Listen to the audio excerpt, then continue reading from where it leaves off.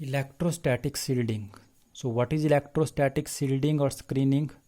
It is the phenomenon of protecting a certain region from external electrical effect.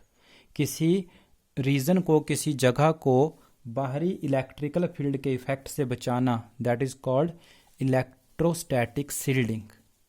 As we know that, हमने पहले पढ़ा है, inside a charged conductor या inside the conductor, कोई conductor को हमने external field में रख दिया है, या कोई कंडक्टर जिसके ऊपर हमने चार्ज दे रखा है उसके ऊपर इंड्यूस चार्ज आ रखा है, but inside the conductor field क्या होती है, जीरो होती है. इससे पहले भी हमने प्रूव किया था for a hollow spherical shell. एक होलो स्फेरिकल सेल जो चार्ज्ड है तो चार्ज सिर्फ उसके बाहर के सरफेस पे होता है. Inside the hollow spherical shell field की वैल्यू जीरो होती है. So if we have a conductor, अगर हम कोई कंडक्टर कंसीडर करते हैं विद अ कैविटी, जिसमें अंदर एक छोटा सा स्पेस है, विद नो चार्ज, इस कैविटी में कोई चार्ज नहीं है, then electric field inside this cavity क्या होगी, जीरो होती है.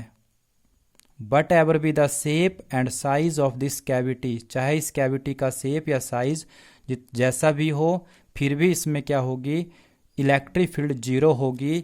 If this conductor having some charge on the surface और placed in an external electric field, इस कंडक्टर को जिसमें कैविटी है अगर इसके सरफेस पे कोई चार्ज भी दे दिया जाता है, या फिर इस कंडक्टर को किसी एक्सटर्नल फील्ड में रख दिया जाता है, तो भी इस कैविटी में electric field inside this cavity क्या होती है, जीरो होती है. But ever with the charge and field configuration outside, बाहर जो मर्जी चार्ज हो, जैसी मर्जी फील्ड कॉन्फ़िगरेशन आप अप्लाई कर दीजिए, इस कैविटी या हॉलो स्फेरिकल सेल के अंदर इलेक्ट्रिक फील्ड की वैल्यू जीरो होती है. And this phenomenon is called electrostatic shielding.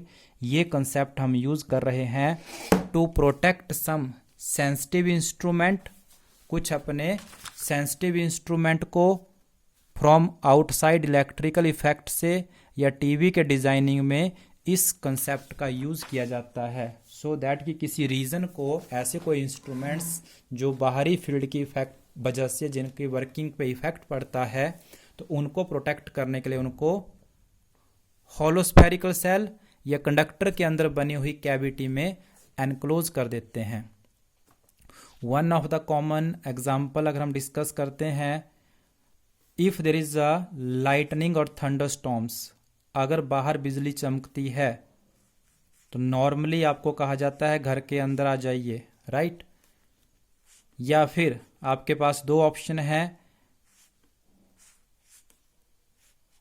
तो it is safe to sit inside the car, car के अंदर ज्यादा सेफ है बैठना, in spite of standing under a tree when there is a lightning, जब बाहर बिजली चमक रही है. तो बिजली चमकना मीन्स क्या है, एटमॉस्फेयर में चार्ज, कहते हैं बिजली गिर गई, तो इट मीन चार्ज उस बॉडी के थ्रू कंडक्ट होके ग्राउंड में चला गया और उसको करंट लगा, राइट, चार्ज को जाने का पाथ मिल गया.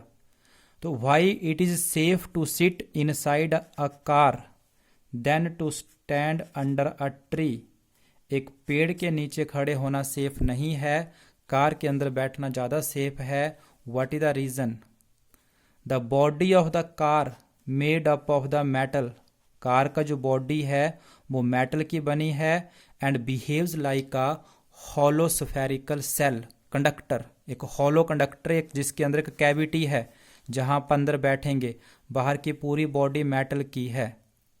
So it acts like the electrostatic shielding, कि जो भी चार्ज आएगा एटमॉस्फेयर में से, that resides only on the outer surface of the car, वो सिर्फ कार के बाहर के सरफेस पे रहेगा और आप गाड़ी में सेफ होंगे, आपके ऊपर ये नहीं पहुंचेगा. क्यों, this is the reason, but ever be the field, but ever be the charge outside, inside the cavity, inside the spherical shell, effect नहीं पहुंचता है बाहरी फील्ड का, तो अंदर फील्ड जीरो होती है, अंदर चार्ज भी जीरो होता है. So that is why it is safe.